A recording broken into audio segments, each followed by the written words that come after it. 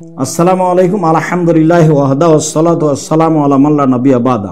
সম্মানিত দেশ বিদেশের ভাই বোন, আপনারা ইতিমধ্যে অবগত হয়েছেন বৃহত্তর রংপুর অন্তর্গত নীলফামারী, কুড়িগ্রাম, লালমনিরহাট ও রংপুরের কিছু কিছু এলাকার খবর। ভারতের পাহাড়ি অঞ্চল থেকে পাহাড়ের ঢল এবং ধারাবাহিকভাবে কয়েকদিন বৃষ্টিতে বহু এলাকা ভেসে গেছে। অবশ্য প্রতি বছরই এসব এলাকায় বন্যা হয়ে থাকে। আর আপনারা এটাও জানেন যে বাংলাদেশের উত্তরাঞ্চলে এসব ডিস্ট্রিক্টের মানুষেরাই বেশিরভাগ অসহায় পরিবার, গরিব পরিবারগুলি এসব জেলাতেই বসবাস করে। আমরা অবশ্য ইতিমধ্যে নোয়াখালী, কুমিল্লা, ফেনী, লক্ষ্মীপুর এসব এলাকায় আমরা দানের হাত প্রশস্ত করেছি।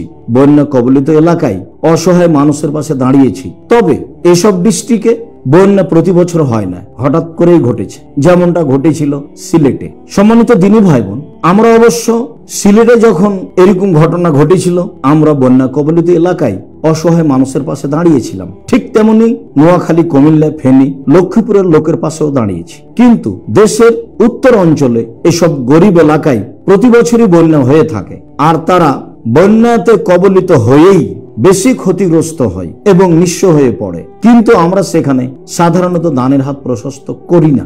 মর্মে আমি আপনাদেরকে আন্তরিকভাবে অনুরোধ জানাচ্ছি, হঠাৎ করে যে তারা এই বন্যায় আক্রান্ত হয়েছে, আমি আপনাদেরকে তাদের পাশে দাঁড়ানোর জন্য আন্তরিকভাবে অনুরোধ জানাচ্ছি। রাসূল সাল্লাল্লাহু আলাইহি সাল্লাম বলেন, আল্লাহু ফি আউনিল আবদি মা কানাল আবদু ফি আউনি আখিহি। আল্লাহ তাআলা মানুষের সাহায্যে ততক্ষণ পর্যন্ত থাকেন, মানুষ যতক্ষণ পর্যন্ত মানুষের সাহায্যে থাকে। মর্মে রংপুর অন্তর্গত এইসব জেলায় যারা বন্যায় ক্ষতিগ্রস্ত হয়েছে তাদেরকে সহযোগিতা করার জন্য আপনাদেরকে আমি দানের হাত প্রশস্ত করত আল্লাহর এই সন্তুষ্টি অর্জন করার জন্য আন্তরিকভাবে অনুরোধ জানাচ্ছি। সম্মানিত দিনী ভাই বোন, আপনারা অবগত আছেন জামিয়া সালাফের একটি বড় শাখা আদ-দাওয়া ইলাল্লাহ। আদ-দাওয়া ইলাল্লাহর ছেলেরাই এসব অসহায় মানুষের পাশে তাৎক্ষণিক দাঁড়ানোর জন্য প্রাণপণে চেষ্টা করে এবং আপনাদেরকে চেয়ে থাকে কখন আপনারা আপনাদের দানের হাত প্রশস্ত করবেন। তারাও মানুষের দরজায় দরজায় গিয়ে অসহায় মানুষকে সাহায্য করবে। মর্মে আদ-দাওয়া ইলাল্লাহর এই ছেলেগুলিকে আপনারা কাজে লাগানোর উদ্দেশ্যে আল্লাহকে সন্তুষ্ট করার আশায় আপনারা দানের হাত প্রশস্ত করুন।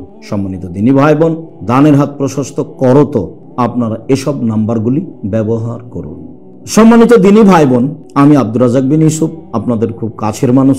আমি আপনাদের জন্য আন্তরিকভাবে দোয়া করি, আল্লাহ আপনাদের অর্থ সম্পদে বরকত, নিরাপত্তা দান করুক।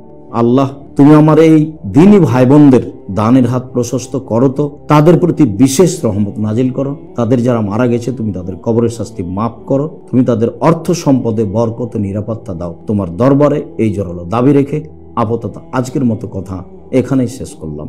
সুবহানাকা আল্লাহুম্মা ওয়া বিহামদিকা আশহাদু আল্লা ইলাহা ইল্লা আনতা আস্তাগফিরুকা ওয়া আতুবু ইলাইক। আসসালামু আলাইকুম। মুসলিমে রয়েছে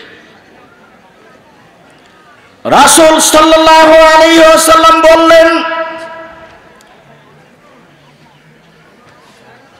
ওয়া ইয়াকতু খুতওয়াতান আও বিকুল্লি খুতওয়াতান ইয়াকতু ইলা সালাহ সাদাকা। মানুষ পায়ে হেঁটে সালাত আদায় করতে যায় মসজিদের দিকে, যতবার পা ফেলে ততবার দানের নেকি হয়। প্রত্যেক পদক্ষেপে দানের নেকি হয়, এই কথা রাসূল সাল্লাল্লাহু আলাইহি সাল্লাম বলেন। তার পরের বাক্যে বলেন, ও ইমাতাতুল আযানিত তারিক সাদাকা। যদি রাস্তাঘাট থেকে কষ্টদায়ক জিনিস সরিয়ে দেয় তাহলে দানের নেকি হয়। আবু হুরায়রা রাদিয়াল্লাহু তাআলা আনহু বলেন, রাসূল সাল্লাল্লাহু আলাইহি ওয়াসাল্লাম বলেছেন, মাররা রাজুলুন বেগুসনে শাজারাতিন আলা যাহরিত তারিক। একদা আল্লাহর নবী রাস্তায়, আল্লাহর নবী বলেন, একদা এক ব্যক্তি রাস্তার উপরে একটা গাছ পড়েছিল, গাছের ডাল পড়েছিল। সেই ডালের পাশ দিয়ে হাঁটছিল, হাঁটতে হাঁটতে বলল, লান হইয়েন না, অবশ্যই আমি এই ডালটিকে রাস্তা থেকে সরিয়ে দিব যাতে করে মানুষের কষ্ট না হয় চলাচলে। বুখারী মুসলিমের হাদিসে এসেছে, ফাউদখিলা বিহিল জান্নাহ, তাকে জান্নাতে দেওয়া হয়েছে, সে জান্নাত পাবে। সম্মানিত দ্বীনি ভাই বোন, বলছিলাম রাস্তা থেকে কষ্টদায়ক জিনিস সরিয়ে দেওয়ার বিনিময় জান্নাত। রাসূল সাল্লাল্লাহু আলাইহি ওয়াসাল্লামকে এক ব্যক্তি বলল, আল্লাহর নবী, আল্লিমনি শাইআন আনতাফিউ বিহি, আপনি আমাকে কিছু বলে দেন তো যার বিনিময়ে আমি নেকি অর্জন করব, সফলতা অর্জন করব।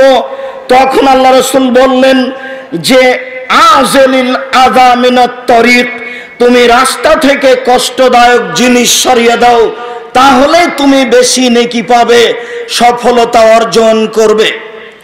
রাসূল সাল্লাল্লাহু আলাইহি ওয়াসাল্লাম বলেন, মান জাহাজানিত তরিক হাজারান আও শাওকাতান আও আজমান, কেউ যদি রাস্তা থেকে পাথর, কাঁটা, হাড় হাড্ডি কোনো কিছু সরিয়ে দেয়, ফাজাজা নাফসাহু আনিন নারে, তাহলে সে নিজেকে জাহান্নাম থেকে সরিয়ে দিল। সব হাদিসগুলি বুখারী মুসলিমের, হরতাল তো বহু দূরের কথা। রাস্তাঘাট বন্ধ করা তো টোটালি হারাম। সম্মানিত দ্বীনি ভাই বোন, আমি বলছিলাম আল্লাহর নবী দানের নেকির অনেক পথ উল্লেখ করেছেন, তার একটি গুরুত্বপূর্ণ পথ উল্লেখ করেছেন রাস্তাকে ঠিক করে দেওয়া। বাড়ির সামনে একটু গর্ত হয়ে আছে, দুইটা লেবার দিয়ে আপনি ঠিক করে দিতে পারবেন, তা পড়ে আছে, কবে চেয়ারম্যান মেম্বার আসবে সেই দিন ঠিক করবে, মাস চলে, বছর চলে, ওইভাবে পড়ে আছে। এইটা মোমেনের চিহ্ন নয়। বাড়ির পাশে রাস্তার উপরে একটা কুকুর মরে পড়ে আছে, যে পারবে সে সরাবে, আমার কি প্রয়োজন, এই মন্তব্য ইমানদার মানুষের নয়। নইলে ইমান কি জিনিস সেটাই বুঝে না, নইলে দান কি জিনিস তার জানা নাই, নইলে জীবিকা নির্বাহ এমনিতেই চলছে পশু প্রাণীর মতো। সম্মানিত দ্বীনি ভাই বোন, মহান আল্লাহ বলেন, বুঝেও বুঝে না ওরা, অন্তর আছে বুঝে না, দেখেও দেখে না ওরা, চক্ষু আছে দেখে না, শুনেও শোনে না ওরা, কান আছে শোনে না। উলাইকা কালানাম, তারা পশু প্রাণীর মতো, তারা গরু ছাগলের মতো পশু প্রাণী খায়, দিন কাটায়, ভালো মন্দ বিবেচনা করে না। যারা বিবেচনা করে না, বুঝেও বুঝে না, শুনেও শোনে না, দেখেও দেখে না, আল্লাহ তাআলা তাদেরকে পশু প্রাণীর মতো বলেন। সম্মানিত দ্বীনি ভাই বোন, আবু হুরায়রা রাদিয়াল্লাহু তাআলা আনহু বলেন, রাসূল সাল্লাল্লাহু আলাইহি ওয়াসাল্লাম বলেছেন, পৃথিবীর মানুষ তাসাদ্দাকু, তোমরা দান করো, ফাইন্না ইয়াতি আলাইকুম জামানুন, অচিরেই এমন একটা সময় চলে আসছে, ইয়ামশির রাজুলু বিসাদাকাতিহি, সে দান নিয়ে রাস্তা রাস্তায় ঘুরবে, ফালা ইয়াজিদু আহাদান ইয়াকবালাহা, সে পাবে না কাউকে কে তার দান নিবে, দান নেওয়ার মতো কোনো মানুষ থাকবে না। আজও পৃথিবীতে এমন দেশ আছে যেখানে ফকির পাওয়া যায় না। রাসূল সাল্লাল্লাহু আলাইহি সাল্লাম এভাবেই বলেন, পৃথিবীর মানুষ তোমরা দান করো, এমন একদিন চলে আসবে যেদিন তুমি দান নিয়ে ঘুরবে কিন্তু তোমার কেউ দান নিবে না। যখন আপনি নিয়ে যাবেন তখন বলবে লা তিতাবিল আমস লা কাবিল তাহফামান ইয়াফলা হাজাত আলী বিহা, তুমি কালকে নিয়ে আসলে এটা নিতাম, আজ আমার কোনো প্রয়োজন নেই। সম্মানিত দ্বীনি ভাই বোন, রাসূল সাল্লাল্লাহু আলাইহি সাল্লাম পৃথিবীর সকল মুসলিম পুরুষ নারীকে এভাবে দান করার জন্য বলেন। আল্লাহ তুমি এই হাদিসগুলি বুঝে আমাদেরকে তো আমল করার তৌফিক দান করো। আল্লাহুম্মা আমিন। আল্লাহুম্মা সাল্লি আলাইহি, আল্লাহুম্মা বারিক আলাইহি।